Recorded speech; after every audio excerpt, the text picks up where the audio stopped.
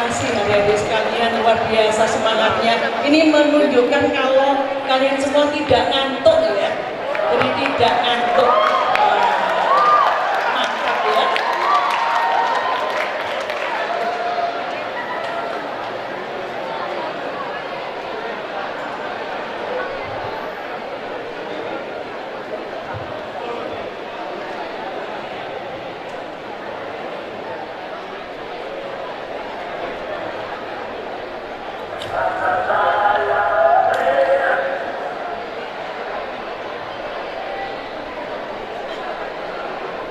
Sponsor ya Mbak? Sponsor dulu atau sponsor dulu?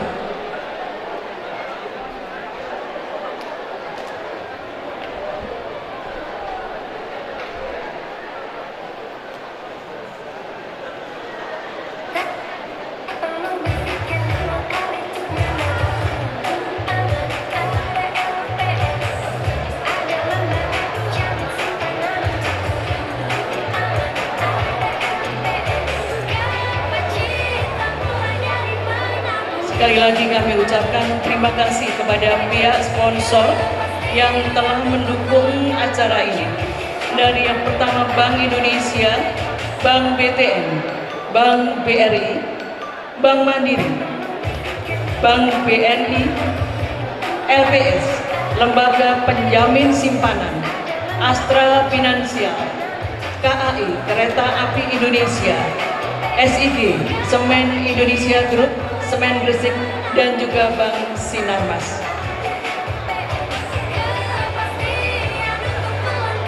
Sebelum acara materi yang berikutnya, kita lanjutkan dahulu dengan pemutaran film dokumenter Pejuang Mastrip.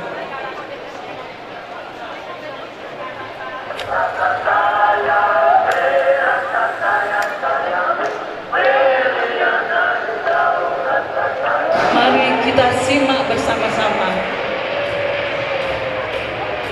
pejuang-pejuang usia muda itu sedang berjuang melintas di atas langit-langit kota Malang dan menghujaninya dengan bom.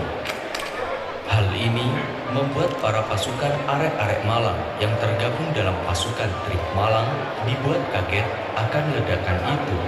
Dengan cepat mereka bergegas untuk mencari senjata dan segera mengisi pos-pos pertahanan untuk melakukan perlawanan.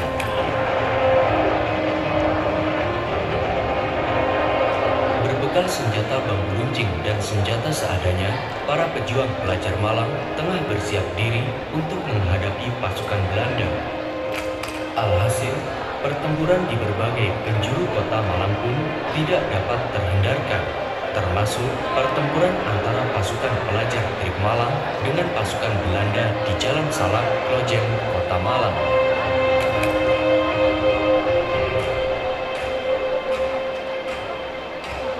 Menurut catatan sejarah, selain pertempuran pimpinan Kolonel Hamid Rusdi melawan Belanda, pertempuran pasukan Trip Malang melawan Belanda dinilai tidak seimbang.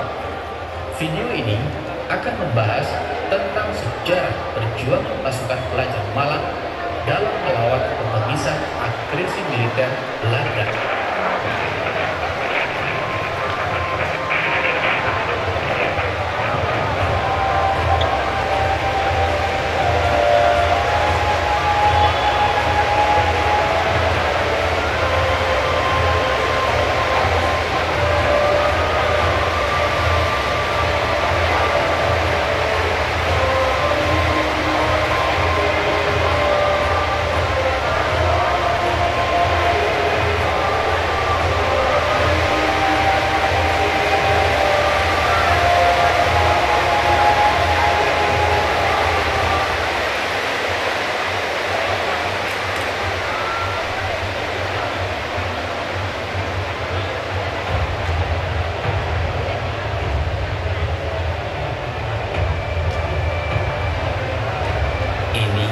adalah monumen pahlawan Trip yang berlokasi di Jalan Pahlawan Trip, Klojen, Kota Malang. Jalan di depannya pun juga dinamai dengan nama Jalan Pahlawan Trip. Monumen yang diresmikan oleh Presiden Soekarno pada tahun 1959 ini dibangun untuk mengenang gugurnya 35 prajurit TRIP dalam keheroikannya melawan Belanda. Tidak banyak yang tahu, keheroikan perjuangan para pelajar arek-arek Malang ini harus dibayar dengan nyawa demi mempertahankan kemerdekaan Indonesia.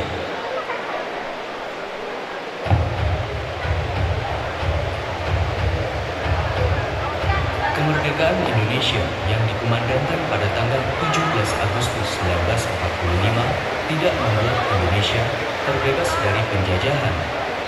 Pasalnya, Indonesia harus menghadapi ancaman para penjajah yang ingin kembali menguasai Indonesia, termasuk penjajahan Belanda, yang mana kala itu Belanda ingin menguasai kembali Indonesia. Untuk menghadapi ancaman para penjajah, pemerintah Indonesia membentuk Barisan Keamanan Rakyat atau BKR. Dan dengan itu pula, para pemuda pelajar juga kian membentuk Barisan Keamanan Rakyat Pelajar atau BKR Pelajar. Sebagaimana dalam buku Menyerampai Sejarah Indonesia dari Borobudur hingga Revolusi Nasional, embryo pasukan pelajar terbentuk di Surabaya pada bulan Oktober 1945. Dan pada tanggal 19 Oktober 1945 pula, nama BKR Pelajar diubah menjadi BKR Pelajar, yang mana kala itu diresmikan oleh Komandan BKR Soekarno. Memasuki tanggal 26 Januari 1946, nama TKR Pelajar diubah menjadi Tentara Republik Indonesia Pelajar atau TRI. Dan seiring berjalannya waktu, pada tanggal 14 Juli 1946 diselenggarakan Kongres Ikatan Pelajar Indonesia se-Jawa Timur yang dilaksanakan di Kota Malang.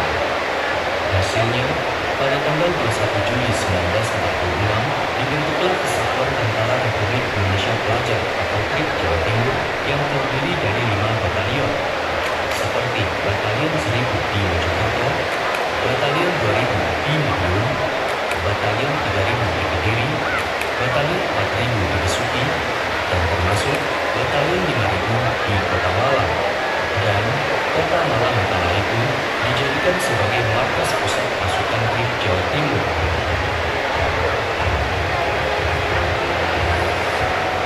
Meski belum mempunyai pengalaman bertempur secara langsung dengan musuh, dan hanya dengan senjata seadanya, tercatat para pejuang barisan pelajar yang tergabung dalam pasukan TRIP ini yang nantinya aktif dalam berbagai pertempuran melawan Belanda, termasuk pertempuran di wilayah Malang, Jawa Timur.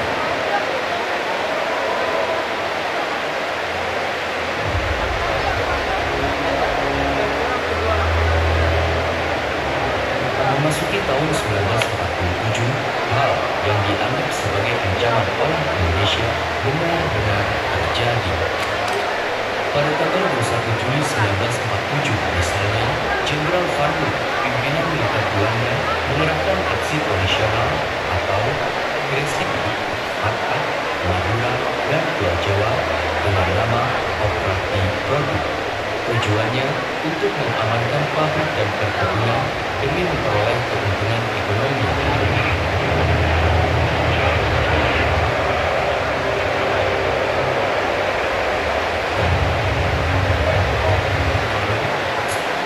Karena Belanda ke Indonesia ini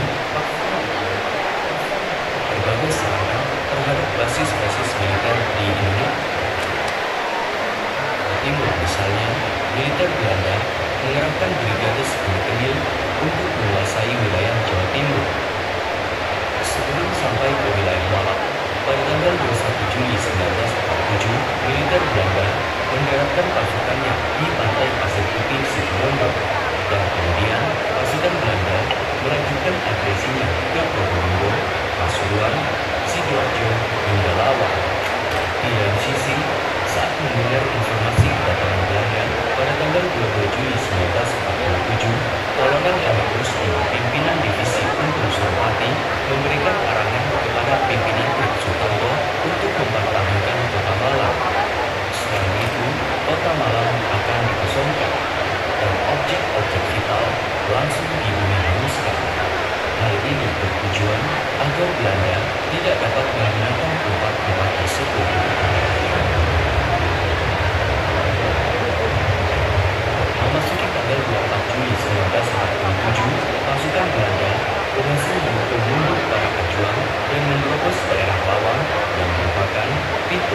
wilayah Kota Malang. Dan di hari itu juga, Belanda berhasil menduduki wilayah Kota Malang. Oleh karenanya, Ya, silakan di laman historia.id. Demikian adik-adik sekalian, pemutaran film dokumenter yang sedikit banyak mungkin bisa sudah dilihat. Nah, untuk kali ini saya ingin memberikan kesempatan kepada adik-adik semuanya. Siap-siap untuk G3, siapkan hadiahnya. Siapa yang bisa menemukan nilai jual apa yang kalian dapatkan di dalam film dokumenter ini? Satu orang saja, saya berikan kesempatan. Satu orang saja bisa ke depan, silakan. Ya.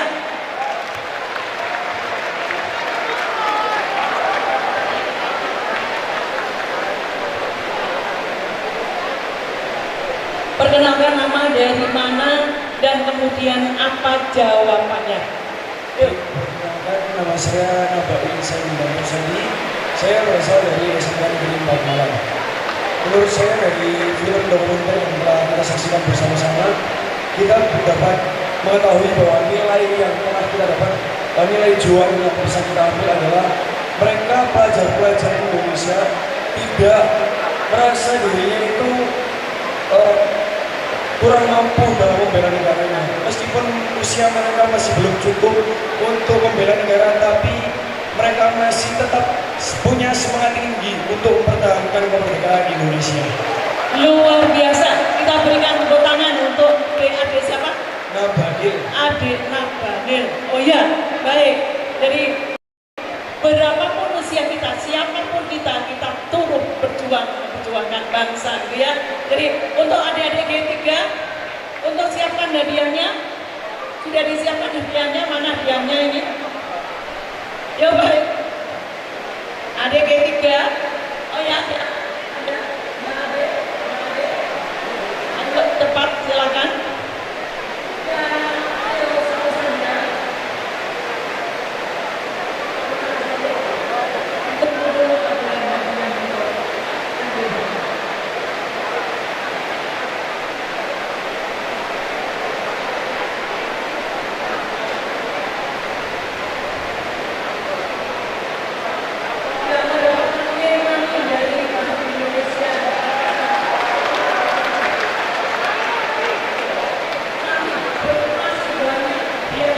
Disiapkan oleh Mbak Ade, jadi silakan siap-siap. Kita lanjutkan dengan materi sarasehan. Dengarkan. Kira-kira hujan ini bisa mendengarkan nggak ya? Bisa, insya Allah ya bisa. Dengarkan. Kemudian siapkan.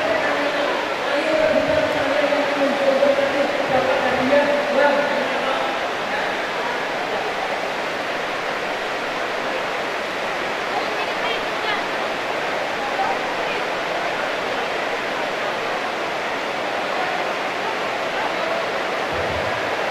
Peserta sarasehan yang saya sayangi, bahwa pada kesempatan materi kedua ini akan disampaikan tema meneruskan perjuangan menuju abad Indonesia Emas.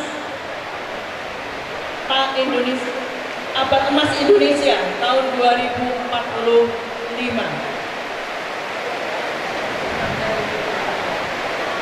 Mari kita sebelumnya, nah dengar nggak ya, kira-kira dengar ya? Oh dengar, baik. Beliau ini luar biasa. Adik-adik, dengarkan kurikulum VT yang akan saya bacakan pada kesempatan kali ini, biar kalian bisa menyontoh. Jadi beliau luar biasa. Kalau saya bacakan kurikulum VT-nya 2 hari tidak selesai. Jadi akan saya bacakan, izin Bapak bisa bacakan yang penting-penting saja. Tapi jangan kaget loh. Ada banyak profesi beliau yang luar biasa.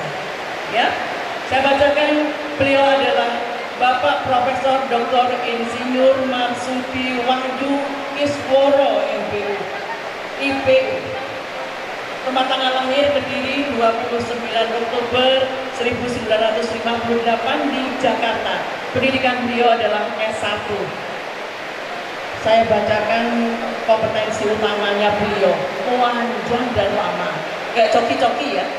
Saya bacakan beliau, kompetensi utama adalah ilmu komputer, IT management, sistem informasi, ilmu manajemen, leadership development, kemudian project management, smart city, KCK, kemudian banking next management, TOT, kemudian segala macam, panjang sekali. Ada hal yang menarik yang bisa saya ambil dari apa yang beliau laksanakan pada saat ini adalah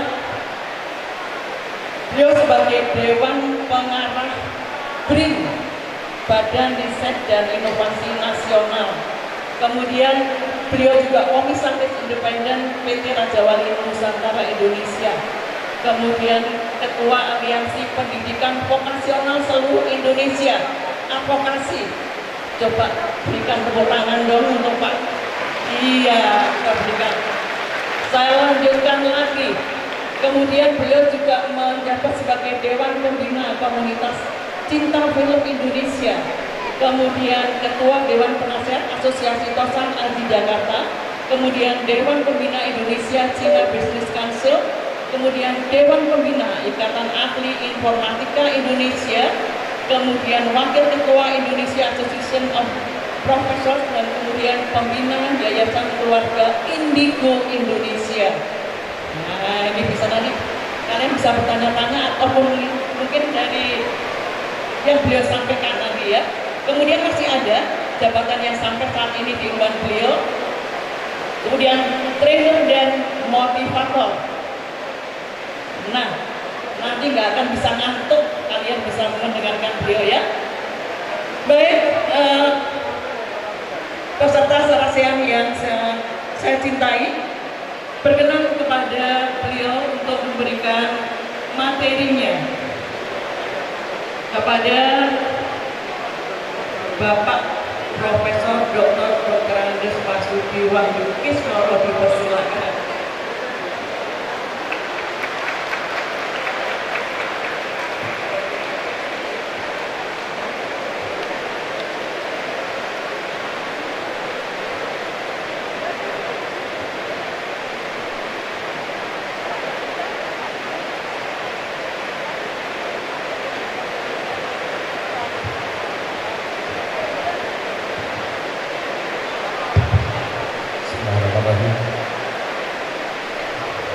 Yang saya hormati sedulur-sedulur dari Masjid dan adik-adik sekalian, Assalamualaikum warahmatullahi wabarakatuh. Masih semangat? Coba kalau masih semangat, nanti akan saya teriak semangat pagi, semuanya mengepalkan tangan dan teriak pagi, pagi, pagi gitu ya. Oke. Semangat pagi! Oh, ternyata masih melek. Baik, pada kesempatan ini saya akan melanjutkan. Baca sudah bisa ditayangkan? Belum? Kenapa belum bisa?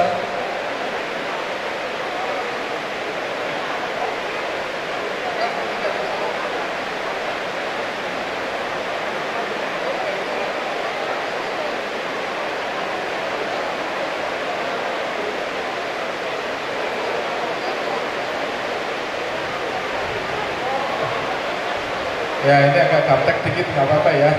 Rupanya alasannya karena laptopnya lagi dipakai video, padahal videonya udah dari tadi sampai sekarang katanya nggak bisa dipakai. Tidak apa-apa, Bapak. Diberikan motivasi saja adik-adik kita ini, Bapak. Nggak apa-apa ya. Baik. Jadi saya akan melanjutkan apa yang disampaikan oleh Mbak Trin tadi, oleh Bu Desti tadi, mengenai masa depan bangsa kita adalah masa depan digital.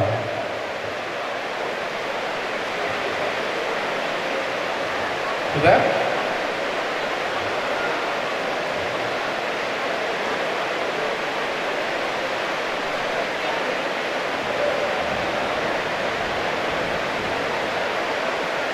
Masa saya harus turun tangan sendiri, copy file aja nggak bisa.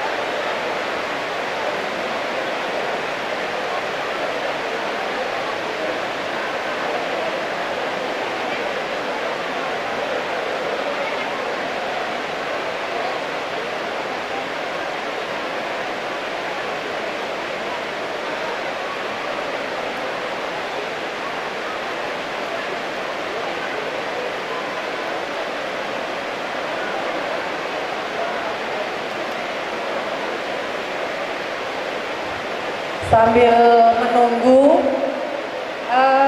tadi waktu film Perjuangan, adik-adik, anak-anak dengar semua kan, melihat kan? Karena kita ini di Kota Malang, waktu perjuangan itu ada beberapa batalion kota-kota. Malang masuk batalion berapa? Mana nih? Itu udah duluan. Nah, batalion berapa? Batalion berapa? Coba. Wih, yakin nih dia. Dikenalkan. Ya, baik, perkenalkan, nama saya Daniel dari SMA Negeri 3 Malang. Untuk batalionnya bukan batalion 5000. Benar Mbak, betul Mbak Ade, betul? Betul ya Mbak Ade? Mau apa? Mau hadiah? Apa mau Iya. tampil aja? Oh, mau hadiah. Ya, dia dari Emani Mandiri. Ini Emani dari Bank Mandiri. Ya. SMA 3, luar SMA biasa. 3. Ini kakak-kakakmu yang ada sekarang ini, yang beliau-beliau sudah sepuh-sepuh ini, banyak yang berasal dari SMA 3. SMA 3 itu luar biasa. Beliau adalah anak-anak SMA 3 adalah anak-anak yang luar biasa dan bisa menggenggam dunia dari jabatan macam-macam dari SMA 3, luar biasa. Baik, Mbak Ade, masih ada Mbak Ade? Coba dari paguyuban Mas Trip, barangkali ada yang mau menyumbang Dari pertanyaan. Mas paguyuban G2, G3, ada yang mau Timur. menyumbang pertanyaan? Ada yang mau memberikan pertanyaan kepada adik-adik nih?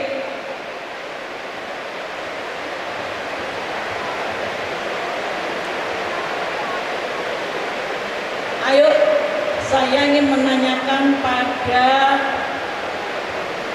adik-adik. Monggo Mas Sudi, silakan. Ini adalah ketua panitia Baik. kita. Adik-adik sambil menunggu Profesor Marsudi, ada sedikit trouble di laptopnya, ya. Saya ingin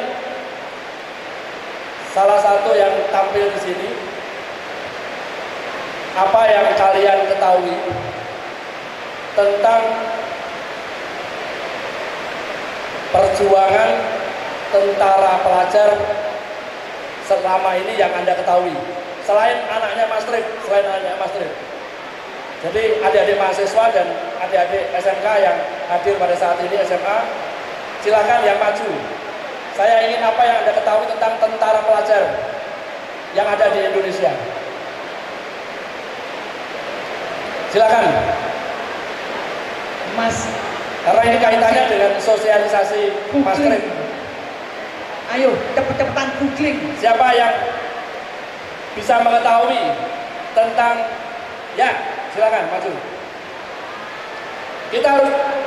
Kita harus berani. Masalah salah atau enggak salah itu nomor 2. Yang penting kita berani berpendapat dulu, ya. Ayo adik kesini adik. sambil Adik mengisi cantik. waktu. Adik cantik kesini.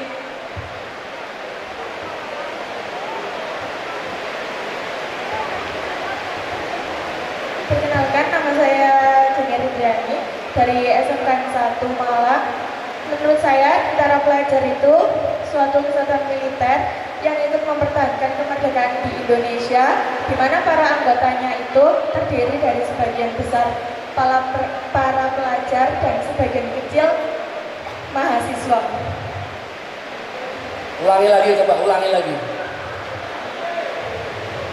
Menurut saya, tentara pelajar adalah suatu kesatuan militer yang ikut mempertahankan kemerdekaan Indonesia, di mana para anggotanya terdiri dari sebagian besar para pelajar dan sebagian kecil mahasiswa. 100 nilainya.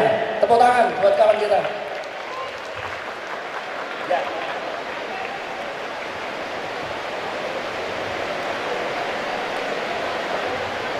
Terima kasih. Ayo. Selamat ya sayang. Selamat kepada adik dari Baik. SMA. SMK apa SMA ya? 1. Bagaimana teknisi? SMK 1. Sudah bisa dibuka? Sampun Mas? Sudah?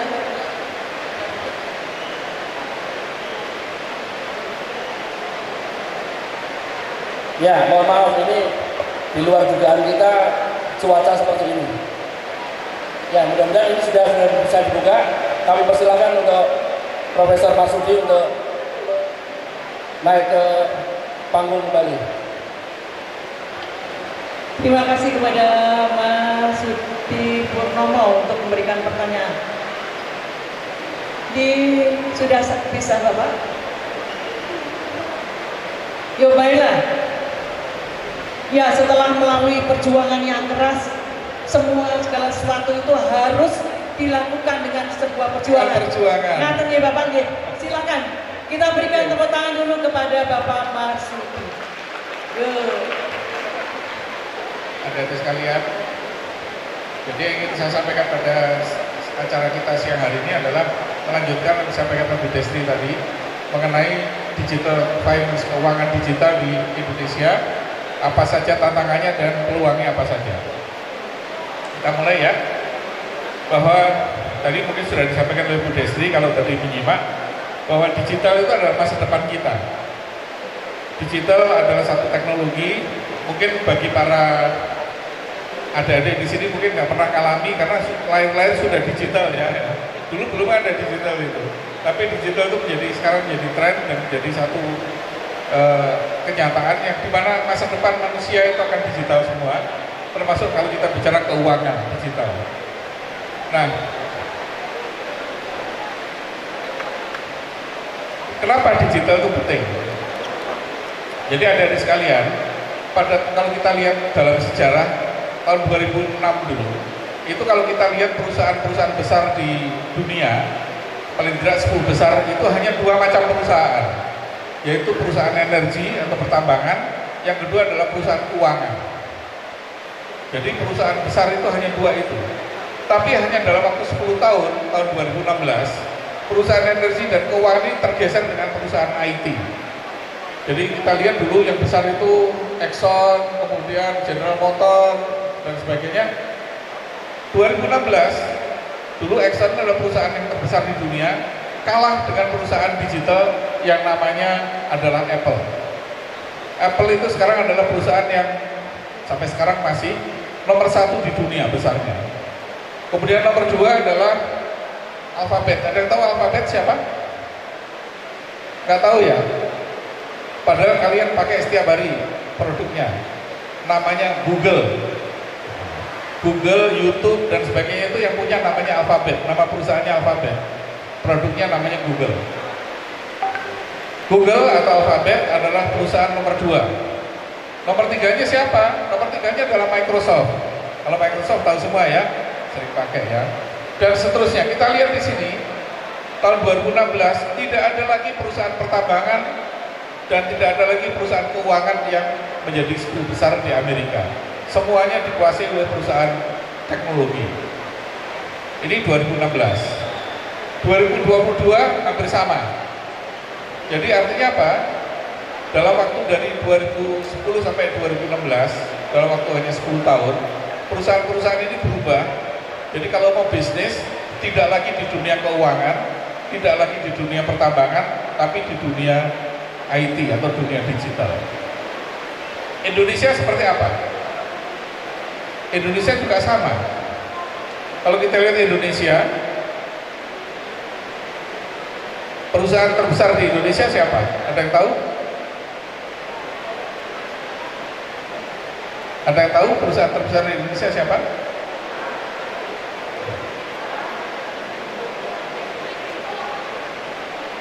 Nah, mungkin ada yang menjawab, kalau perusahaan swasta loh ya, ada yang menjawab mungkin Bank BCA, ya, Bank BRI gitu ya. Tapi kalau dari valuasi, perusahaan terbesar di Indonesia sekarang adalah Gojek. Gojek itu nilainya 10 kalinya Garuda Indonesia. Jadi Garuda Indonesia punya ratusan pesawat, punya ribuan pegawai, itu hanya 1/10-nya Gojek nilainya. Padahal Gojek nggak punya mobil, nggak punya motor. Motornya itu kan punya dari masing-masing driver kan. Tapi dari sisi valuasi perusahaan dia nomor 1 di Indonesia sekarang. Artinya apa?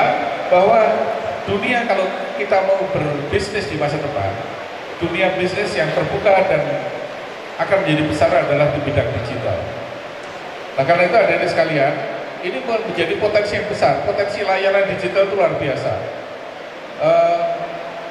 Kalian pernah ngalami waktu sebelum zaman ada Gojek, kalau nyari kendaraan susah, ya kan?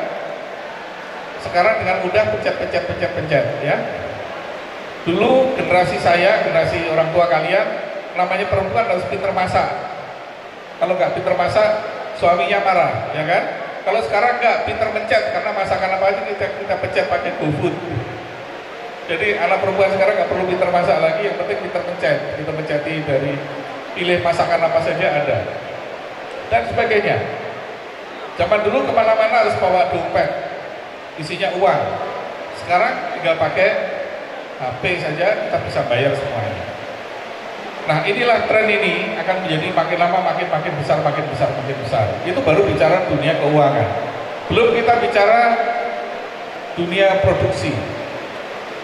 Di Amerika itu, adik-adik sekalian, mobil-mobil tanpa sopir sudah seliweran di mana-mana.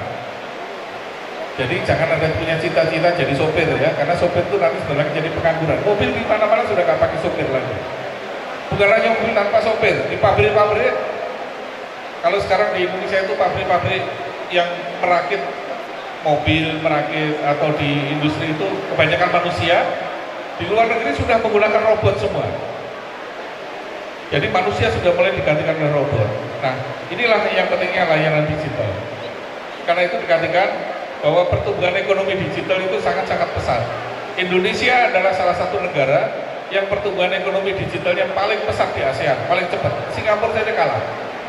Nanti saya akan ceritakan kenapa ya. Nah, salah satu yang lagi tren yang akan saya bahas, karena ini perlu diketahui oleh anak-anak muda sekarang, adalah yang lagi ngetren namanya pinjol. Ada yang tahu pinjol? Ada yang jadi korban? Ada jangan ya. Pinjol itu atau peer-to-peer lending bahasa Inggrisnya, atau pinjaman online, ini sebetulnya tujuannya baik, agar kalau kita mau pinjam itu gampang. Kalau kita pesan transportasi pencet aja dapat, pesan makanan pencet dapat. Kalau kita nggak punya uang, lagi mau ngutang, pencet sudah langsung uangnya datang. Kira-kira gampangnya begitu. Nah, pinjol ini di Indonesia menjadi tren sekarang, menjadi tren besar sekali. Tetapi karena tren besar sekali, sementara masyarakat tidak banyak tahu teknisnya, maka banyak masyarakat yang menjadi korban dari pinjol. Banyak, saya punya beberapa kenalan yang utang ke pinjol sampai utangnya itu ratusan juta. Dan kalau tidak bayar diancam, ya, diancamnya macam-macam. Ada yang diancam, ya kalau disebarkan utangnya ke teman-temannya yang ada di kontak nggak apa-apa. Tapi kadang-kadang itu disebarkan apa? Dia disuruh foto telanjang, kemudian foto telanjangnya disebarkan kemana-mana. Nah, dan sekarang faktanya korban terbesar dari pinjol adalah anak-anak remaja, anak-anak SMA dan anak-anak mahasiswa. Inilah sekarang jadi korban pinjol terbesar di Indonesia. Nah, karena itu bagaimana kita agar kita tidak menjadi korban pinjol? Pertama kita harus mengenal dulu namanya pinjol atau peer-to-peer lending itu apa. Peer-to-peer lending itu pada prinsipnya adalah ada seorang punya uang, kemudian ada orang yang butuh uang. Yang butuh uang itu langsung pinjam ke orang yang punya uang melalui aplikasi. Sama dengan Gojek. Gojek itu ada orang punya motor, ada orang butuh kendaraan, maka langsung terjadi hubungan antara yang butuh kendaraan dengan yang punya kendaraan, kemudian terjadilah transaksi melalui aplikasi yang namanya Gojek, namanya Grab dan sebagainya. Jadi mirip. Jadi kalau kalian ingin tahu pinjol itu ya persis seperti itu, hanya sekarang yang berpindah ini bukan layanan transportasi tapi uang. Jadi orang yang punya uang, kemudian kita perlu uang, kita taruh di aplikasi, maka kemudian orang yang punya uang itu akan mengatakan, saya punya uang, mau pinjam silahkan. Nah, enak ya, gampang ya. Tapi yang jelek apa? Kita kadang-kadang, terutama anak muda, tidak membaca syarat-syaratnya di situ. Misalnya kita pinjam 1 juta, lagi butuh untuk bayar kos 1 juta. Ada langsung menawarkan, oke saya punya uang 1 juta silahkan dipinjam. Tapi kita nggak baca di situ syaratnya. Ternyata syaratnya itu apa? Misalnya 1 juta setelah dalam 1 hari mengembalikan 1.100.000. Kelihatannya kecil ya, 1.100.000 1 hari. Kita lupa itu sama dengan bunga 10% 1 hari. Kalau 1 tahun, nah, tiba-tiba kita lupa bayar dan sebagainya, tiba-tiba akhirnya utang kita jadi membengkak besar sekali. Inilah yang kemudian jadi kasus di mana-mana, yang kasus katanya penipuan pinjol. Pinjol sebenarnya nggak ada yang menipu. Yang salah adalah ketika kita tidak membaca syarat-syarat di dalam peminjaman tadi. Akhirnya kita kejeblos. Nah, jadi saudara sekalian, prinsipnya sama dengan sekali lagi, pinjol ada seperti ini, gambar sini. Ada orang yang punya uang, ada yang butuh uang, langsung terjadi transaksi pinjam-meminjam melalui platform. Nah, pinjol ini juga syarat karena nggak ketemu, syarat perkenalannya adalah melalui, kadang-kadang hanya melalui data KTP. KTP kita di copy. Kemudian KTP kita di copy, link kita dikirim dipakai untuk utang. Nah, ini juga bahaya. Hati-hati kalau KTP kalian dipinjam teman, itu bisa dipakai utang pinjol. Banyak juga kasus terjadi di Indonesia, orang tidak pernah punya pinjaman online, tapi tiba-tiba ditagih hutang. Kenapa? Karena fotokopi KTP-nya tersebar di mana-mana. Makanya hati-hati memberikan fotokopi KTP, karena fotokopi KTP itu bisa disalahgunakan untuk pinjaman online. Sekarang sudah ada sih security-nya, selain KTP dicetak KK. Tapi juga kadang-kadang kita trader KTP sama kartu keluarga kita sebar kemana-mana, ya sudah pasti jadi korban pinjol. Jadi korban pinjol yang jenis pertama tadi adalah tidak membaca syarat-syaratnya. Jenis kedua adalah kita trader menyebarkan data pribadi kita. Makanya ketika kemarin ada kebocoran data pribadi di BPJS, kemudian di mana-mana ya terjadi kebocoran data pribadi. Kenapa itu menjadi masalah? Karena data pribadi ini bisa disalahgunakan untuk pinjaman online. Jadi nanti adik-adik kalau nggak merasa saya nggak pernah utang, kok tiba-tiba saya ditagih punya utang 100 juta, nah itu jangan-jangan karena kalian pernah KTP-nya atau KK-nya dipakai di fotokopi oleh seseorang. Oke, nah adik sekalian, pinjol sendiri itu tidak bisa hidup sendiri. Dia ada hidup dalam sebuah lingkungan, ada Bank Indonesia, ada lembaga penunjangan seperti OJK, kemudian ada aparat penegak hukum dan yang lain-lain. Meskipun intinya adalah antara yang punya uang dengan yang meminjam. Nah, antara uang dan peminjam ini sebenarnya di luar ada penegak hukum, ada polisi dan sebagainya. Tetapi karena kondisi Indonesia ini hukumnya belum mapan soal pinjol, maka sering sekali kita sebagai nasabah dirugikan oleh pinjol tadi. Misalnya, kita nggak pernah pinjam, tapi KTP kita disalahgunakan orang untuk pinjam. Itu kita susah untuk membela diri. Karena apa? Buktinya ada fotokopi KTP-nya yang ada di si platform tadi. Jadi aparat penegak hukum ini menjadi penting ya. Nah, profilnya sekarang kita lihat. Kenapa pinjol itu besar?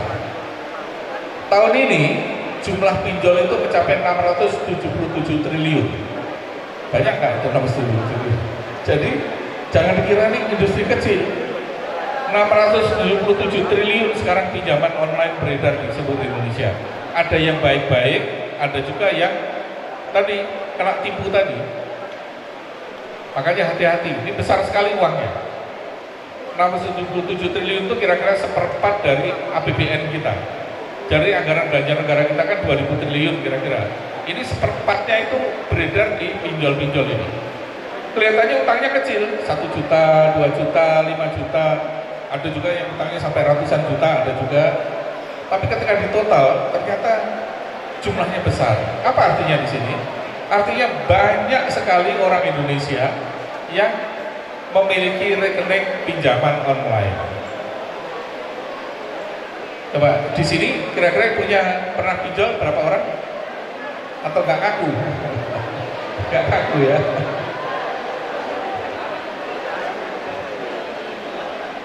Jadi yang di sini yang punya pinjol hati-hati, dengarkan acara kita yang sesi ini. Kenapa? jangan sampai nanti kalian kena masalah gara-gara pinjol. Karena tadi kebanyakan korbannya adalah anak-anak SMA dan mahasiswa karena mereka nggak tahu hukum. Jadi ketika ada di situ syarat-syarat main yes saja, main oke saja.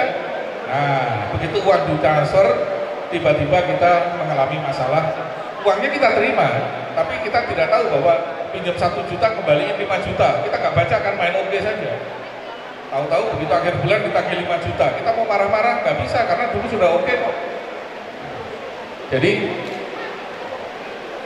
nilainya akumulasinya sudah 67 triliun dan sekarang itu ada 101 platform pinjol di Indonesia.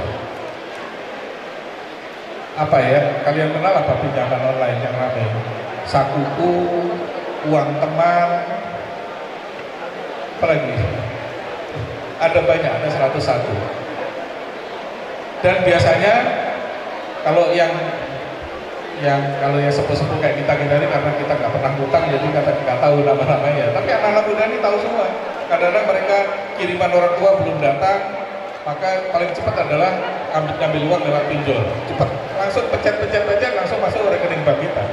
Tapi kita harus ingat, pencet langsung masuk, besoknya juga langsung kita kena masalah di situ. Jadi ini jumlah pengguna, nah ini yang di bawah ini. Ternyata banyak, 120 juta orang Indonesia punya rekening pinjol. Banyak ya, 120 juta itu artinya apa? Dibandingkan dengan nasabah bank saja, Bank BRI saja mungkin hanya 60 juta. Bank Mandiri mungkin hanya sekitar 40 jutaan. Pinjol itu totalnya 120 juta orang punya rekening pinjol. Nah, makanya kalau tadi saya tanya nggak ada yang katakan, saya nggak percaya. Saya yakin sebagian besar dari adik-adik di sini pasti punya rekening pinjol semua. Cuma nggak ngaku ya, malu ya. Masa punya utang ngaku gitu ya. Oke, nggak apa-apa. Punya rekening pinjol nggak apa-apa. Yang penting nanti dengarkan apa yang akan saya sampaikan untuk agar kita hati-hati.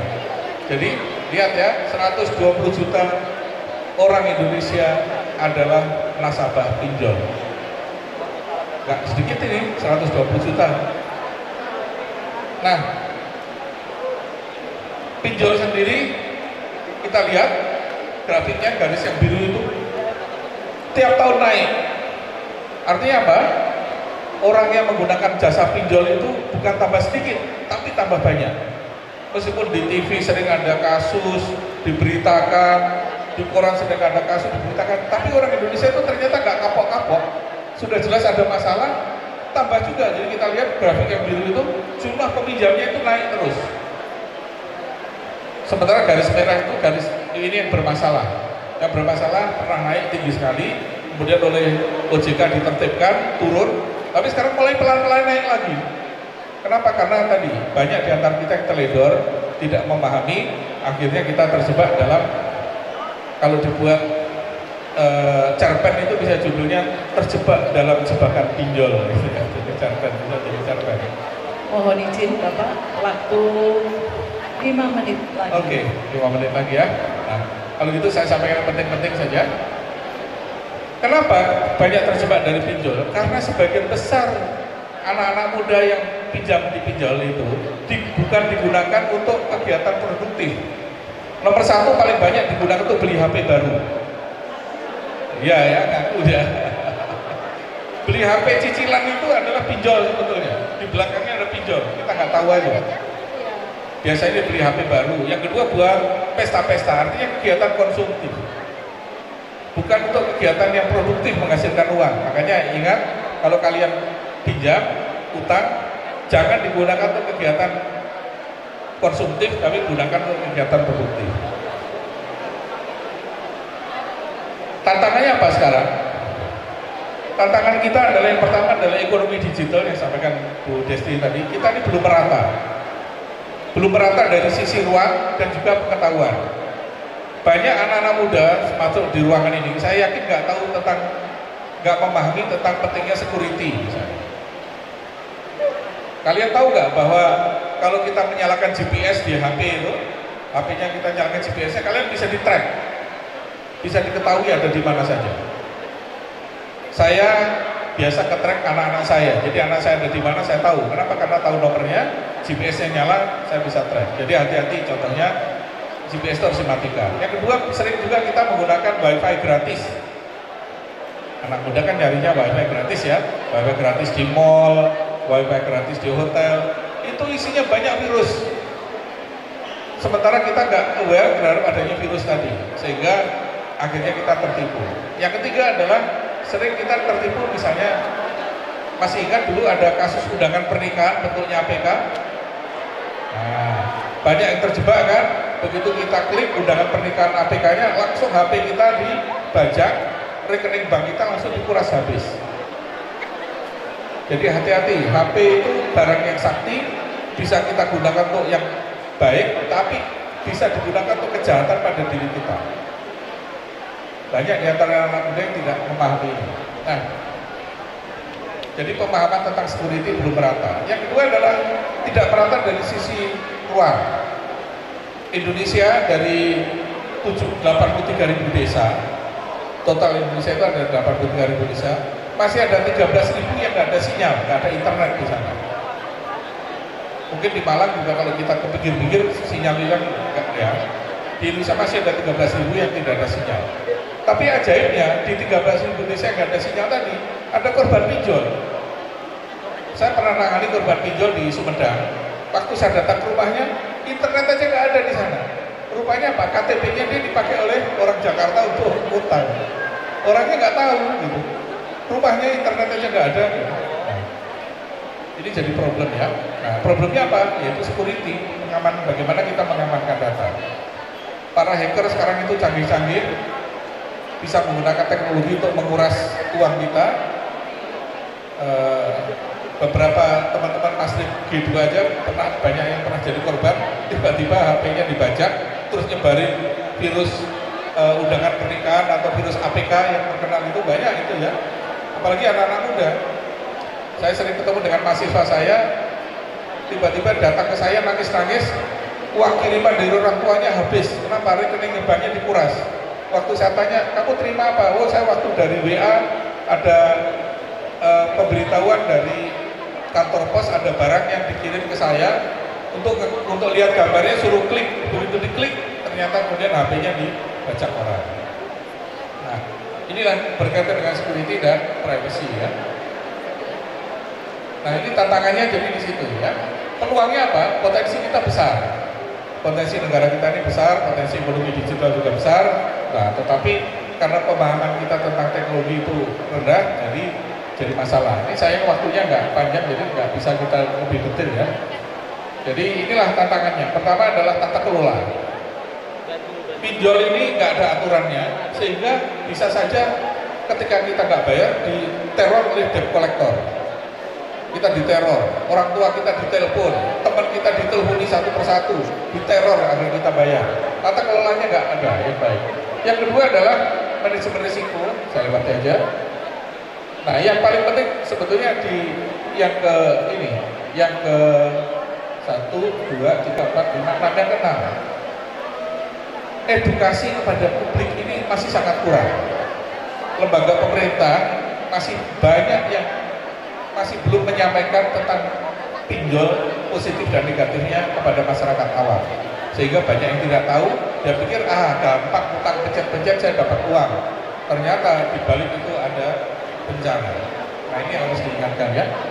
Yang berikutnya lagi yang di bawahnya itu keamanan cyber.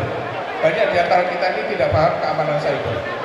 Kita di mana-mana nyari wifi gratis, di mana-mana nyari kalau kita dapat undian gratis kita senang, padahal undian gratis itu biasanya di balik itu ada penipuan misalnya.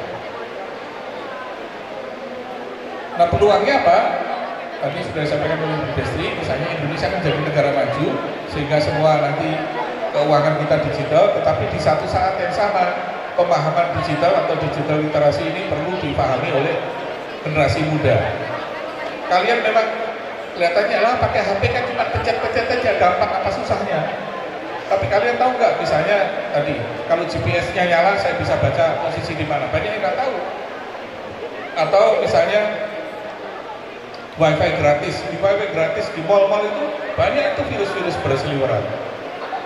Atau misalnya lain lagi, misalnya kalian servis HP, HP-nya rusak, di servis, perbaikan. Itu isinya bisa dibaca oleh teknisi, bisa disebarkan kemana-mana. Pemahaman tentang keamanan ini yang harus kita pahami. Ya. Karena itu dampak besar risiko keamanan ini sangat tinggi. Yang kedua adalah risiko pada privasi. Banyak anak-anak muda ini, kalian punya Facebook ya, punya akun Facebook ya. Nah, biasanya apa? Kalau lagi kemana-mana selfie, kemudian posting, saya lagi di acara di Balik Merdeka ini hari ini. Kalau ada penjahat yang baca itu, dia bisa tahu berarti rumah kalian kosong. Berarti kalau saya mau merampok sekarang. Makanya jangan suka hobi posting. Posting itu setelah acara selesai. Jadi misalnya sekarang ada acara di sini, kalian boleh selfie, tapi postingnya besok, gitu. Nah, jadi kalau ada penjahat yang mau ngerampok, nggak jadi. Kenapa? Kita sudah ada di rumah. Anak muda ini banyak kan saking narsisnya, lagi di Bali, wah lagi di Bali posting kemana-mana gitu. Oh, penjahat tahu berarti kalian sedang tidak ada di rumah. Maka kalau orang mau membuat kejahatan apapun bisa membuat analisa di situ. Nah, itulah pentingnya privacy itu. Jadi kita harus menjaga privacy. Belum lagi kadang-kadang kita narsis. Di Facebook kita sebutkan orang tua kita siapa, saudara kita siapa. Ya kan ada kan father siapa, mothernya siapa, sisternya siapa. Wah, kalau saya jadi penjahat gampang itu saya mau mencari masalah. Nah, itu namanya privacy ya. Mohon izin Bapak, waktu sudah. Ya, sedikit lagi ya. Nah, privacy ini didorong kenapa? Karena jumlah perangkat HP kita itu jumlahnya sangat besar. Penduduk Indonesia itu jumlahnya 277 orang, 277 juta. Jumlah HP-nya 370 juta. Artinya apa? Satu orang Indonesia rata-rata punya 2 HP. Yang saya bawa 2, tapi saya masih punya lagi 4 lagi. Jadi rata-rata orang Indonesia itu punya HP lebih dari 1. Kalau masih muda-muda karena belum punya duit, HP-nya 1 ya. Tapi kalau lagi bekerja nanti HP-nya sudah 2. Jadi jumlah HP kita itu lebih banyak dari jumlah manusia. Akibatnya apa? Jumlah yang digunakan untuk kejahatan juga lebih banyak, kemungkinan untuk kejahatan. Nah, yang kedua adalah orang Indonesia itu adalah bangsa yang paling doyan beli online. Makanya semua platform online, namanya Shopee, Tokopedia, Bukalapak dan sebagainya itu tumbuh subur di Indonesia. Karena orang Indonesia itu senangannya beli itu online. Ini anak-anak muda ini senangannya beli online. Kita malas kalau ke mall, ya kan? Beli apa-apa pencet. Tapi transaksi online itu justru menyimpan bahaya yang sangat besar. Jadi transaksi online kita ini Indonesia itu paling banyak. Orang Indonesia itu paling gemar belanja online. Kemudian yang kedua juga selain transaksi online, orang Indonesia juga paling banyak menggunakan pembayaran online. Bayar apa-apa online ya, pakai OVO, pakai apa lagi ya? Pakai GoPay, kalau enggak pakai Kris kan, pencet begitu. Bangsa Indonesia ternyata paling narsis, paling suka bayar pakai online. Bahkan kalau di masjid-masjid itu sekarang kotak amalnya, bayar kotak amalnya juga pakai online, nggak lagi pakai uang. Nah, akibatnya ini bahwa jumlah pemilik akun online di Indonesia itu juga terbesar di dunia. Jadi konon kabarnya kalau Facebook itu bikin partai, maka pemenang pemilu itu adalah partai Facebook Indonesia. Karena semua orang Indonesia punya Facebook dan punya Instagram. Jadi kita ini paling narsis, senangnya online. Dan kita nggak pernah bisa lepas dari online. Lagi seminar begini aja tuh, lihat ada yang lagi chatting tuh kan, ada lagi WA-an, ya. Saya pernah melakukan penelitian, bangsa Indonesia itu paling jauh hanya 1,5 meter bisa lepas dari HP-nya. Lewat 1,5 meter sudah nggak tenang dia. Dan yang kedua adalah konsumsi pulsa, konsumsi kuota kita juga terbesar di dunia. Kita ini bangsa Indonesia itu menggunakan 9 jam dalam kehidupan kita setiap hari untuk online. Nah, 9 jam. Kalau 9 jam online, 8 jam tidur, ya nggak ada sisa. Makanya banyak anak-anak muda ini pada kecanduan gadget karena 9 jam sehari mencet terus, kalau nggak online rasanya stres gitu. Nah, inilah saudara sekalian, jadi akhir dari slide saya sebagai penutup, saya hanya ingin mengingatkan sekali lagi, menggarisbawahi, masa depan kita memang masa depan digital. Tetapi kalian harus punya pemahaman, punya literasi tentang digital, baik positifnya maupun negatifnya. Sambil contoh tadi adalah pinjaman online. Pinjaman online itu memang mudah, gampang, kita tinggal pencet langsung dapat uang. Tapi di balik itu juga bahayanya juga sangat besar. Karena itu hati-hati kalau melakukan pinjaman online. Kalau betul-betul nggak paham, jangan sekali-sekali melakukan transaksi pinjaman online. Demikian Mbak, terima kasih. Dan saya kembalikan pada donatur. Assalamualaikum warahmatullahi wabarakatuh. Terima kasih kami sampaikan kepada Bapak Profesor Dr. Marsudi Wahyu Wismoro menyampaikan materinya. Sekali lagi kita berikan tepuk tangan untuk Bapak. Melanjutkan acara berikutnya, masih ada 2 materi, sabar ya. Jadi masih ada 2 materi. Dalam 20 menit ke depan akan dibawakan sebuah materi ketiga dengan tema semangat kejuangan 45. Saya bacakan sedikit kurikulum vitae beliau. Nama Bapak Dr. Andes Harsanto Adi Sukamto MMMTH, Brigadir Jenderal TNI Purnawirawan.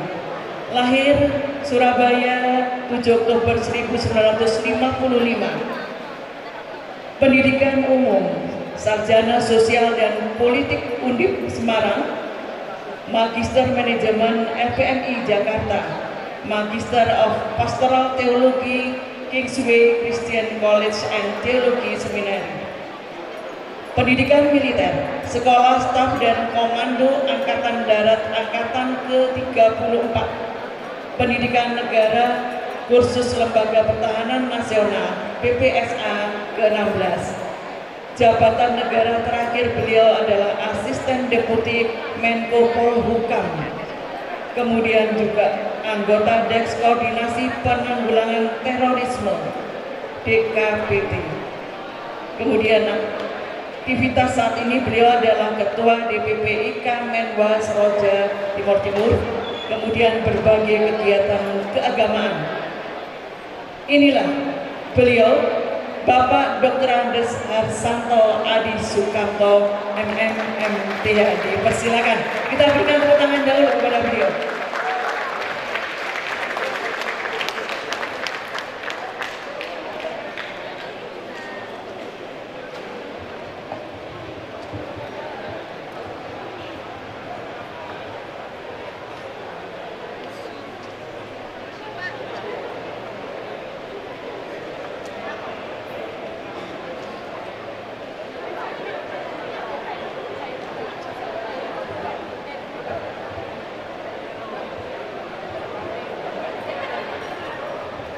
Assalamualaikum warahmatullahi wabarakatuh. Salam sejahtera buat kita semua. Merdeka! Terima kasih Ibu Bapak, Saudara dan adik-adik saya semuanya. Tentu pertama kali saya mengucapkan syukur kepada Tuhan saya bisa berdiri, dan ini sebuah kebanggaan buat saya berdiri di hadapan kaum muda Indonesia, pemegang tongkat estafet masa depan Indonesia. Yang kedua, tentunya saya mengucapkan terima kasih kepada Ketua Paguyuban Mastrip yang dipimpin oleh Ibu Destri tadi, dan juga seluruh pengurus yang memberikan kesempatan kepada saya untuk bisa berdiri pada hari ini untuk menyampaikan sedikit saja dengan judul Perjuanganmu Kan Kuteruskan Sampai Akhir Zaman, membangun jiwa patriotisme dan nasionalisme. Tadi sudah disampaikan kurikulum vitae saya atau riwayat singkat saya. Tentu ini bukan untuk kesombongan, tetapi bahwa saya ada batasnya. Kemampuan saya ada batasnya. Saya tidak paham tentang digital seperti yang tadi disampaikan oleh Bapak kita. Saya tidak paham tentang keuangan karena sepanjang karir saya adalah di dunia militer dan birokrasi, itu pun juga sangat terbatas. Tetapi nanti akan saya sampaikan dengan pengalaman-pengalaman saya ketika saya berdinas aktif. Slide yang pertama, andaikan saya mulai dari sini, para pejuang atau orang tua kita masih ada. Kalau ditanya kepada beliau, apakah kondisi bangsa saat ini seperti yang dicita-citakan? Saya yakin percaya kemungkinan besar jawabannya adalah tidak, atau belum terwujud seperti yang dicita-citakan. Mengapa? Karena generasi penerus beliau, apakah generasi kedua saya generasi kedua, bapak saya adalah pejuang Maastricht, dan kemudian generasi ketiga dan keempat belum sepenuhnya mengimplementasikan nilai-nilai kejuangan 45 dalam mengatasi permasalahan bangsa. Sebaliknya, justru yang kita saksikan hari ini, yang mengedepan adalah justru tindakan yang sebaliknya. Korupsi masih merajalela, narkoba, intoleransi, radikalisme, hedonisme, perusahaan lingkungan dan sebagainya. Saya akan membuktikan bahwa itu semua merupakan ancaman. Karena itu pemerintah membangun satu lembaga untuk khusus mengatasi itu semua. KPK untuk mengatasi korupsi, BNPT untuk mengatasi radikalisme dan terorisme, lalu ada BNN untuk mengatasi narkoba dan sebagainya. Ini menunjukkan bahwa ini adalah masalah besar kita semua yang harus kita hadapi. Ibu bapak, saudara yang saya banggakan, slide selanjutnya, faktor penyebab. Yang pertama adalah kurangnya pemahaman akan sejarah kejuangan, kemerdekaan, nilai-nilai kejuangan yang ada di dalamnya. Saya tidak tahu, kalau zaman saya kecil, zaman beliau kecil, saya yakin percaya pelajaran sejarah itu sampai mendalam.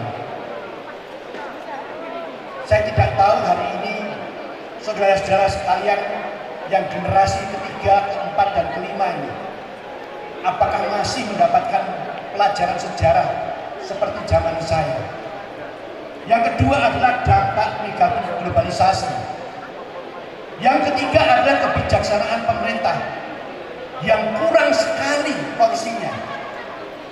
Yang pertama tentunya kepada pelajaran sejarah itu sendiri. Terus terang kepada anak-anak saya ngetes dan saya ngecek kepada cucu saya. Ternyata hampir-hampir mereka tidak tahu siapa Diponegoro, siapa Imam Bonjol, siapa Tengku Umar dan sebagainya. Moga-moga itu tidak terjadi yang ada di ruangan ini. Semua paham tentang sejarah kebangsaan Indonesia. Yang kedua, pelajaran tentang civic atau kewarganegaraan yang porsinya juga kurang. Yang ketiga, penghapusan pelajaran budi pekerti. Padahal pelajaran itu sangat penting buat kita semua agar generasi muda ini punya hati yang baik, hati yang halus, bukan yang kasar. Apa yang terjadi hari ini? Seorang murid melawan gurunya. Ini merupakan sesuatu yang menyedihkan bagi kita semua. Slide selanjutnya, pewarisan nilai-nilai kejuangan. Nilai-nilai kejuangan sebagai senjata moral saat perang kemerdekaan. Dan itu ibu bapak dan saudara terbukti teruji dapat menyelesaikan permasalahan bangsa waktu itu, mengusir penjajahan. Ini sebenarnya kuncinya di sini. Karena kurangnya apa yang kita terima tadi yang saya sampaikan, sejarah kebangsaan, sifat kewarganegaraan dan sebagainya, sehingga kita tidak tahu nilai-nilai itu, bahwa ternyata nilai-nilai itu mampu untuk mengusir penjajahan. Untuk itu kita juga yakin dengan nilai-nilai itu kita berhasil mengatasi masalah-masalah yang hari ini. Kalau saya umpamakan teori rel kereta api, tahun 45 kita berjuang dengan semangat patriotisme dan nasionalisme dengan melalui bambu runcing. Tetapi hari ini semangat nasionalisme dan patriotisme harus tetap, tetapi dengan ilmu pengetahuan seperti apa yang disampaikan, penguasaan tentang teknologi digital, penguasaan tentang lingkungan, penguasaan tentang segala teknologi yang harus kita kuasai. Karena AGHT, ancaman, gangguan, hambatan, tantangan pada masa itu sudah beda dengan masa sekarang. Tetapi semangatnya tetap sama, yaitu semangat patriotisme dan nasionalisme. Karena itu ibu bapak dan saudara, melalui kegiatan pewarisan jiwa semangat dan nilai 45, kita bekali generasi penerus dengan senjata moral yang saya katakan, patriotisme dan nasionalisme, dengan cara implementasi disesuaikan dengan situasi dan kondisi hari ini dalam mengatasi masalah bangsa. Slide selanjutnya, saya akan mencoba, ini bukan barang baru bagi kita. Nilai-nilai kejuangan 45 itu apa saja? Yang pertama, kesetiakawanan. Coba rasakan di dalam hatimu masing-masing, apakah sudah ada kebersamaan dengan sesama teman, solidaritas, gotong royong, loyalitas kepada bangsa negara, persatuan dan kesatuan. Bagaimana kita membangun kesetiakawanan ini? Jadi tidak muluk-muluk teorinya, tetapi bagaimana kesetiakawanan itu kau bangun di antara kamu. Yang kedua, jiwa kepatriotan, pantang menyerah, percaya pada kekuatan diri, rela berkorban tanpa pamrih, dan berani. Ibu bapak dan saudara, pada waktu saya masih dinas aktif, saya seringkali melepas yang namanya pelayaran Nusantara.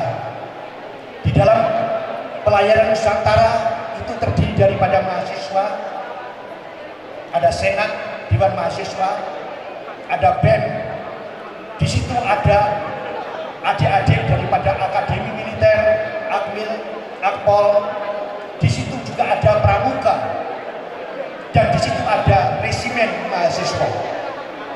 Lalu bersama-sama mereka berlayar sampai ke ujung Indonesia, Natuna dan kembali lagi. Itu terserah, karena beberapa kali pelayaran Nusantara itu diadakan.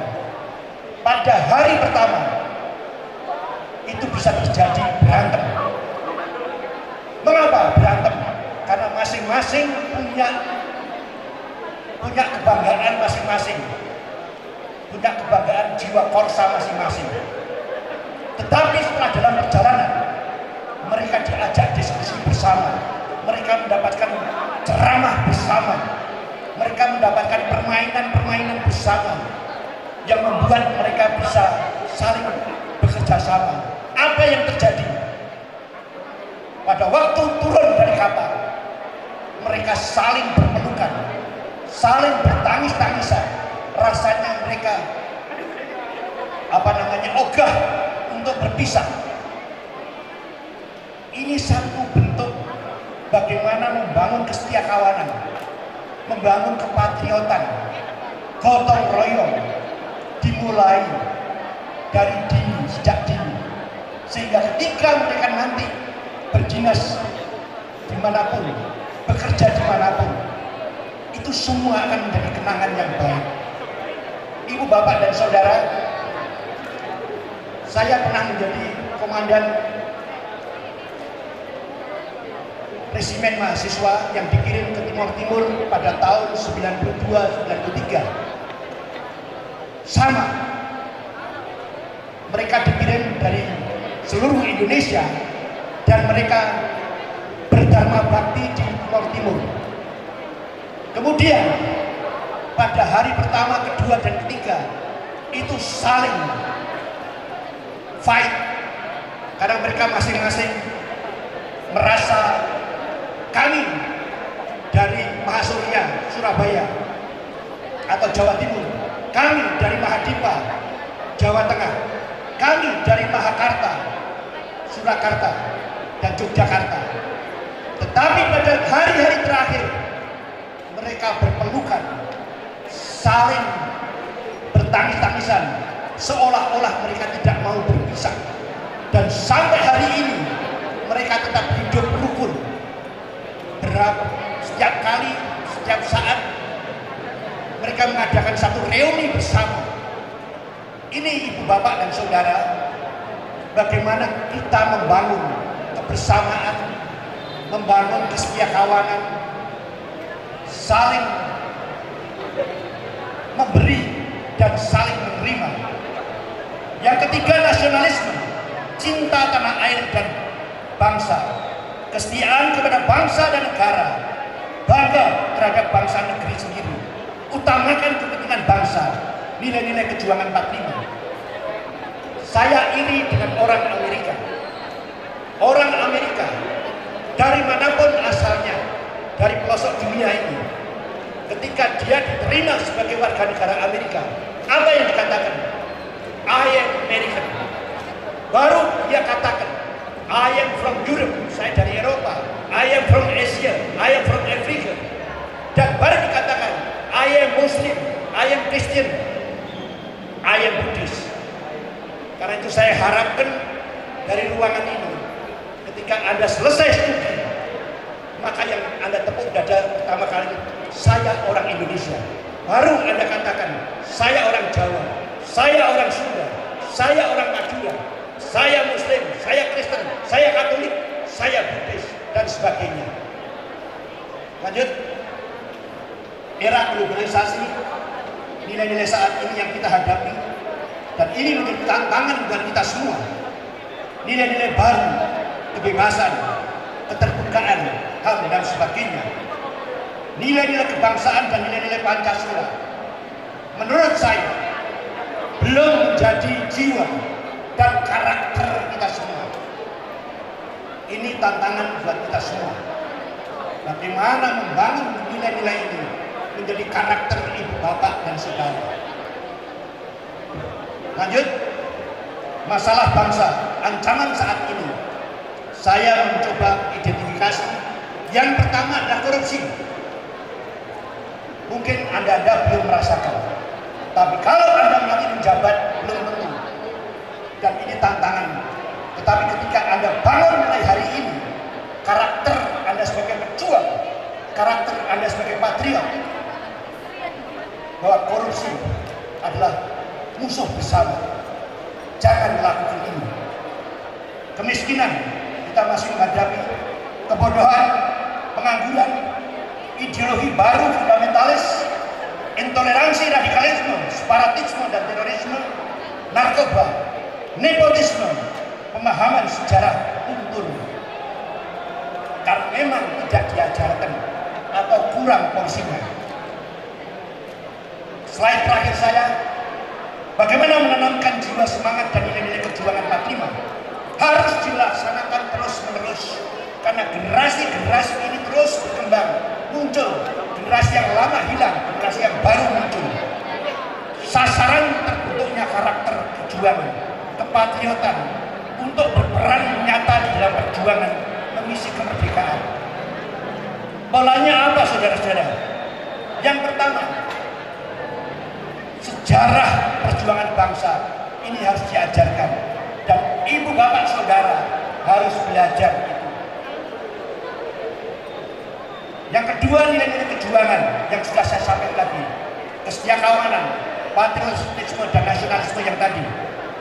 Yang terakhir adalah pengalaman pelaku sejarah. Saya kira Mbak Destri sebagai pelaku sejarah dalam bidang keuangan, Bapak kita yang baru saja menyampaikan paparan adalah sangat paham tentang nilai-nilai digital, teknologi digital. Ini harus kita manfaatkan sebaik-baiknya untuk membuka wawasan kita bersama. Slide terakhir. Selamat berjuang. Tuhan memberkati. Merdeka!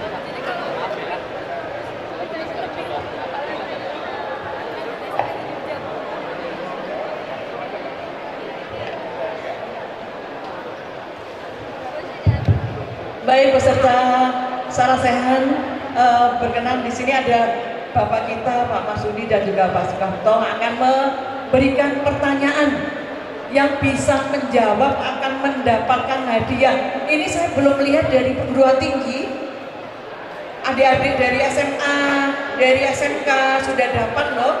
Perguruan tinggi yang belum, ayo semangat, dipersilakan Bapak. Oke, tadi nyimak ya. Coba saya tes, ini pertanyaannya nih kalau bisa jawab dapat hadiah ya.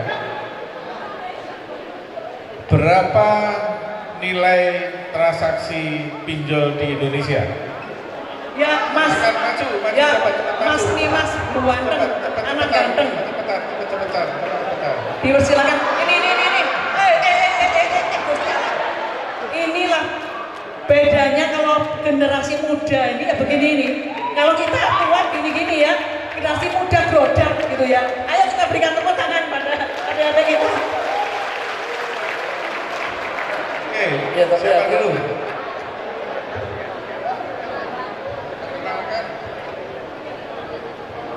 Baik, terima kasih Pak.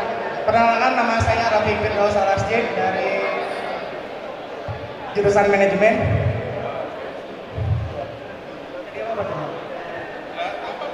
Oh, ini pinjol di Indonesia 120 juta Pak. Salah ya. Oke. Jadi totalnya 677,51 triliun. Benar ya? Benar. Tapi belum kenal kan dia? Sebelumnya terima kasih untuk kesempatannya Bapak. Perkenalkan nama saya Yorgi Anggalpani dari Unmar Fakultas FEB. Yes, oke. Jadi salah deh, Anda belum beruntung ya. Satu lagi ya. Satu lagi.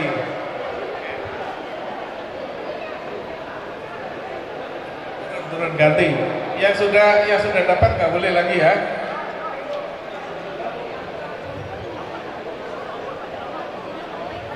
Oke. Jadi cepet-cepetan ya. Gak usah sampai naik deh, di bawah aja, kasihan nanti naik jatuh nanti ya. Semangat soalnya Pak. Oke. Sebutkan salah satu nama pinjol di Indonesia. Ayo cepet maju. Maju cepet.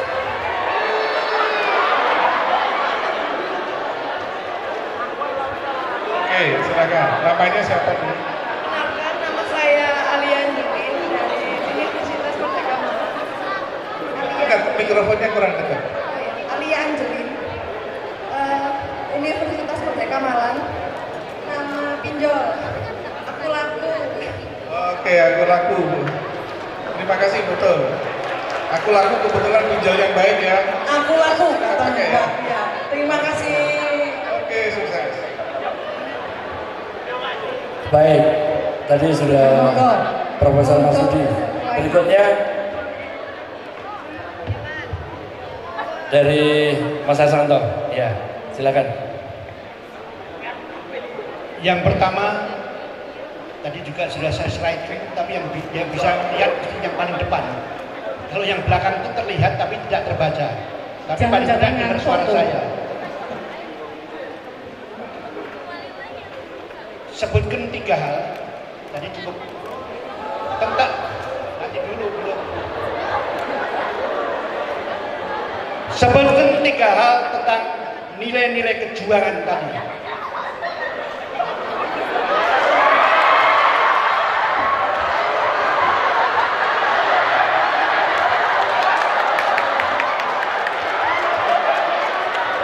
Bentar. Ya, turun dulu. Terima kasih Pak atas kesempatannya 2 kalinya. Silakan. Yang pertama kepatriotan, yang kedua kesetiakawanan, dan ketiga kenasionalisme. Bener enggak? Coba satu lagi apa lagi? Kepatriotan, Ya. patriotisme, kesetiakawanan, nasionalisme. Yes. Luar biasa. Ya.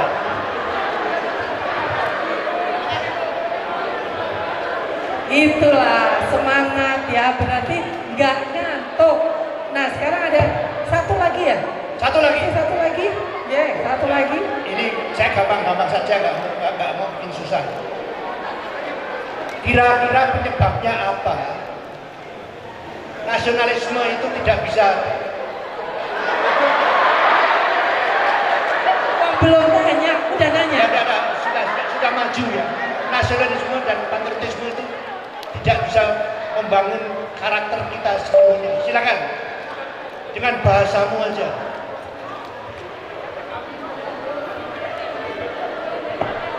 Perkenalkan, nama saya Jody Kurniawan dari SMK 10 Malang.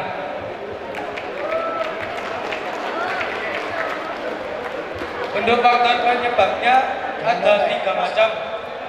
1. Kurangnya pemahaman akan sejarah perjuangan kemerdekaan dan nilai-nilai kejuangan yang ada di dalamnya. 2. Dampak negatif globalisasi. 3. Kebijaksanaan pemerintah kurang sekali porsi. Siapa? Dan pelajaran sejarah. Ya, cukup. Nanti kamu tambahin malah salah. Betul. Baik, diberikan hadiah 1 e-money dari Mandiri. Inilah generasi muda, tetap semangat, tetapi jangan lupa bahwa pemuda harus punya karakter. Kata Pak Santo tadi begitu, harus mempunyai karakter yang baik, sopan santun yang baik, sehingga kita menjadi pemuda yang luar biasa. Ya, baik. Ada Mas Sudi? Ya, terima kasih. Kita berikan aplaus untuk Profesor Masudi dan Brigjen Harsanto Hadi. Terima kasih. Matur nuwun. Berarti ini kayaknya kayak ngantuk, tapi rupanya mereka menyimak ya. Hebat. Kita ambil Hujan-hujan kirain terus berdua di sini. ngantuk, apa pengen tidur, apa melipir terus pulang. Rupanya hebat ya. Monggo.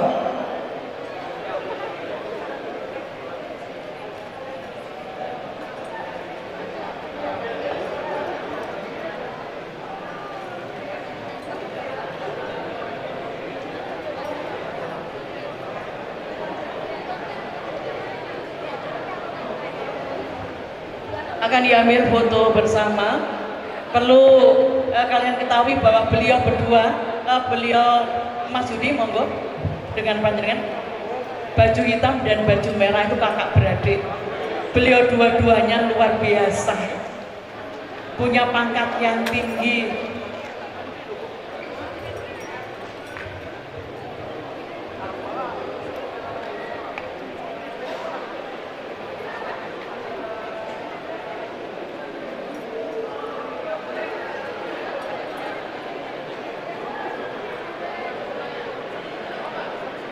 Ayo anak-anak kita, anak-anak sampai. Mari kita ambil video berikan, dengan semangat, tangan mengepal, kita ambil video dari sana. Background suara ya, Indonesia biasa. Jadi NKRI ya.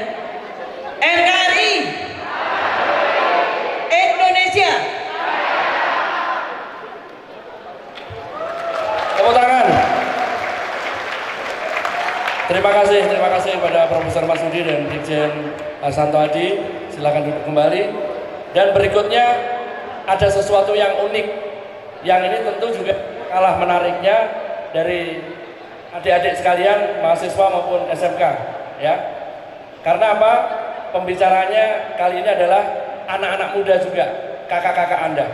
Siapakah mereka? Kita tampilkan beliau-beliaunya ini. Silakan. Mas Adi Armalia, sudah sampai di sini. Ya, dengan Mas Iksan. Ya, inilah perwakilan dari Bank Indonesia. Dari Bank Indonesia. Mas Hairul Iksan dan juga Mbak Amalia Insan. Saya nih agak curiga, Iksan sama Insan nih kayaknya ada chemistry dah. Yuk, dipersilakan kepada, monggo dipakai aja, dipakai bebas. Mau jalan-jalan, mau ke audiens, mau ke mana-mana boleh, pasti ada hadiahnya ya.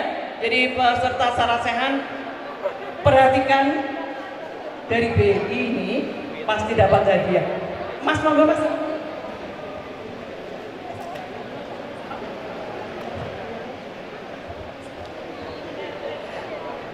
Tes. Selamat sore malam. Kayaknya masih belum pada bangun semuanya nih ya. Sekali lagi ya. Selamat sore malam. Assalamualaikum warahmatullahi wabarakatuh.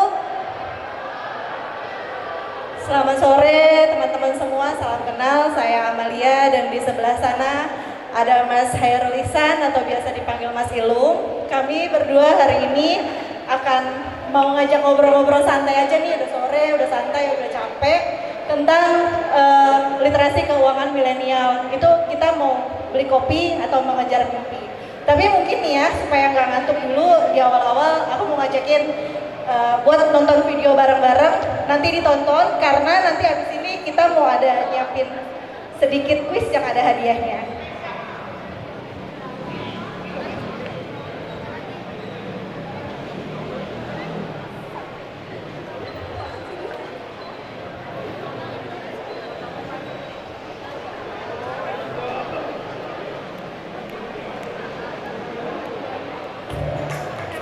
Ini adalah cerita tentang perjalanan hidup dua sahabat, Andri dan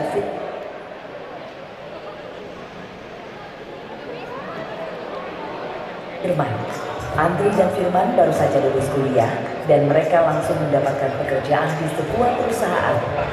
Andri dan Firman sama-sama bekerja keras dan mereka menempati jabatan yang cukup penting serta mereka mendapat gaji yang cukup besar pula. Perbedaan Andri dan Firman adalah gaya hidup mereka. Andri adalah orang yang selalu mengikuti tren gaya hidup kekinian, sedangkan Firman adalah sosok berpenampilan sederhana dan selalu membeli sesuatu sesuai dengan kebutuhan dan fungsinya. Andri tinggal di sebuah apartemen sewaan dan baru saja membeli mobil baru, sedangkan Firman masih bertahan dengan mobil bekas dan tinggal di rumah kos. Meskipun penghasilan Andri dan Firman hampir sama, tetapi pengeluaran Andri jauh lebih banyak daripada Firman. Gaya hidup Andri yang konsumtif berbanding terbalik dengan karakter Firman yang bijak dalam mengatur keuangannya. Pada usia 35 tahun, mereka berdua telah berkeluarga. Andri masih tetap tinggal di apartemen sewaannya, sedangkan Firman pindah ke rumah yang baru saja dibelinya. Ternyata, sejak menerima gaji pertama, Firman telah menginvestasikan uangnya untuk rencana membeli rumah tersebut. Andri baru mulai berpikir untuk membeli rumah setelah mempunyai anak. Tanpa disadarinya, beban keuangan semakin besar. Berbeda dengan Firman yang ternyata sudah berinvestasi dengan mempersiapkan biaya kebutuhan sekolah anaknya dan bahkan masa pensiunnya. Setelah pensiun, Andri dan Firman bertemu dalam sebuah acara. Kondisi mereka sangat jauh berbeda. Firman sudah mempunyai rumah yang bagus dan uang yang cukup banyak untuk biaya hidup setelah dia pensiun. Sedangkan Andri hidup dalam kesulitan karena dia tidak mempunyai cadangan uang yang cukup untuk biaya hidup setelah pensiun. Itulah gambaran perjalanan hidup Andri dan Firman. Andri tidak mempunyai perencanaan keuangan yang baik, sedangkan Firman sejak awal telah menyadari pentingnya memiliki perencanaan keuangan yang benar yang akan membantu memudahkan berbagai urusan dalam kehidupannya. Mengapa kita perlu perencanaan keuangan yang benar? Usia produktif kita ada batasannya, sedangkan kita hidup punya banyak kebutuhan dan kewajiban, punya banyak cita-cita dan keinginan. Seperti kebutuhan sekolah anak, kewajiban membayar tagihan-tagihan, kebutuhan akan kesehatan, keinginan membeli rumah bagus, naik haji, liburan keluarga. Untuk itu, kita perlu merencanakan keuangan kita dengan cerdas. 3 prinsip perencanaan keuangan yang cerdas adalah mengatur anggaran keuangan dengan tepat, menabung dan berinvestasi sesuai tujuan keuangan Anda, berinvestasi secara rutin. Anda perlu bantuan dalam merencanakan keuangan Anda.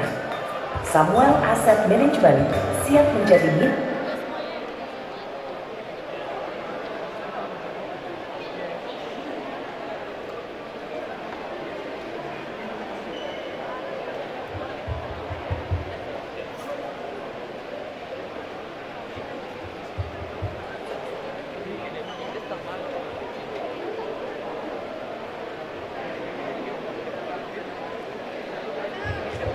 Ya, adik-adik semua, Bapak Ibu yang kami hormati, tadi ada video singkat mengenai pentingnya perencanaan keuangan, dan tentunya ini sangat penting karena bagi kita semua, dulu tadi udah di bapak-bapak dari narasumber sudah menjelaskan semangat kebangsaan dan kemerdekaan, apalagi ini kan di kampus Universitas Merdeka. Nah, bagi kita yang akan meneruskan semangat dari pahlawan itu, tugas kita adalah sekarang adalah membawa Indonesia maju, menjadi Indonesia yang lebih baik. Nah, salah satunya adalah dengan berinvestasi, karena bangsa yang besar, bangsa yang negara maju sudah pasti memiliki kemampuan dan pengetahuan investasi yang sangat tinggi. Itulah yang akan membedakan kita dengan bangsa negara dan negara lainnya. Nah, tadi sudah dijelaskan ada 2 orang, Andri dan Firman. Ini kelihatan sekali bedanya, yang satu sangat konsumtif, yang satu lagi penuh perencanaan. Nah, nanti orang yang penuh perencanaan keuangan itu nanti yang akan menjadi orang yang lebih nyaman, lebih memiliki kemapanan di masa mendatang. Dan ini sangat penting karena kan negara kita ini masih terus berkembang. Negara kita pendapatannya masih di level menengah. Untuk menjadi level yang sangat tinggi, harus kita memiliki pengetahuan dan kemampuan investasi yang sangat baik untuk menopang perekonomian.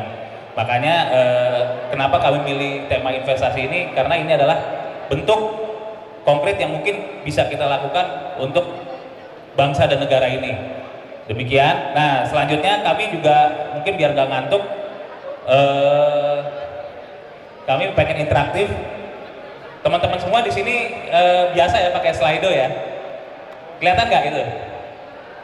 Enggak ya, mungkin bisa di zoom, bisa ke slido.com, itu ada QR-nya. Itu bapak-bapak kalau mau coba boleh pak. Itu ada nomor kodenya 031284, tinggal diisi. Bapak Ibu kalau mau coba, intinya gini, kita pengen tahu nih dari teman-teman di Malang ini, kalau punya uang 10 juta tuh mau dipakai buat apa? Kalau sekarang dikasih 10 juta, uangnya mau dipakai buat apa?